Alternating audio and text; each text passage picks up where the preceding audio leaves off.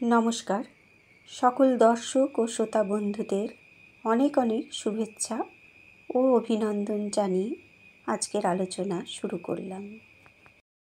ঠাকুর শ্রী মাকে বলেছিলেন, তুমি শাক বুনবে, শাক ভাত খাবে আর হরিনাম করবে।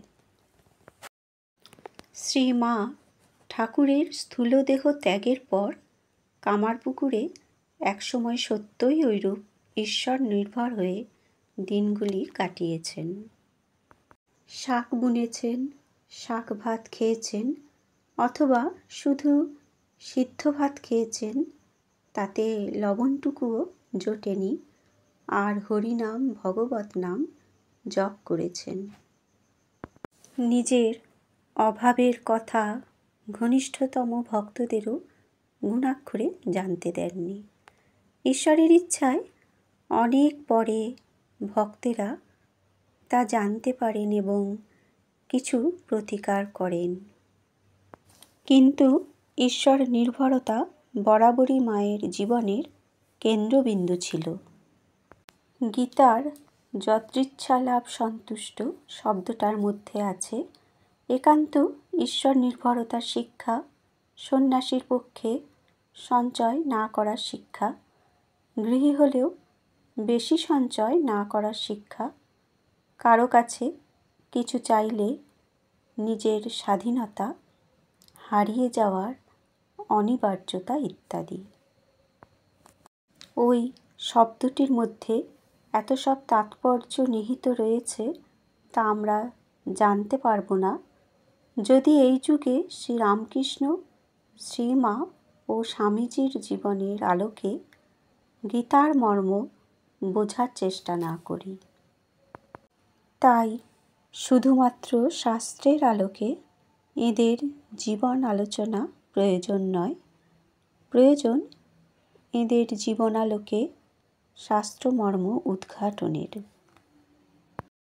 শ্রীমা অর্থ বা বিষয় অকাতরে অপরের মধ্যে বিলোতেন বা খরচ করতেন তাদের সেবার জন্যে। কারণ ঈশ্বর ব্যতীত অন্য কোনো ব্যক্তি বা বস্তুর প্রতি তাঁর আসক্তি, প্রীতি বা আকর্ষণ অনুমাত্র ছিল না। একমাত্র ঈশ্বরকে তিনি ভালোবাসতেন।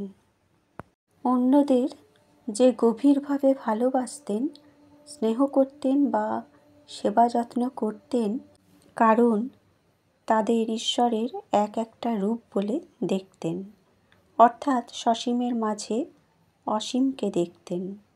তিনি স্বয়ং যে অসীম ছিলেন। স্বামী বিশ্বেশ্বরানন্দ একদিন তাঁকে প্রশ্ন করেছিলেন, আপনি আমাদের কিভাবে দেখেন? মা উত্তর দিলেন, নারায়ণভাবে দেখি। প্রশ্নকর্তা প্রশ্ন করলেন, আমরা আপনার সন্তান, নারায়ণভাবে দেখলে তো সন্তানভাবে দেখা হয় না। উত্তরে মা বললেন, নারায়ণভাবেও দেখি, সন্তানভাবেও দেখি।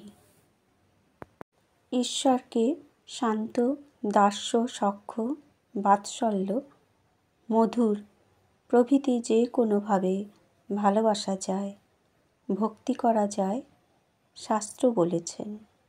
মায়ের ভালোবাসা ছিল সন্তানভাবে।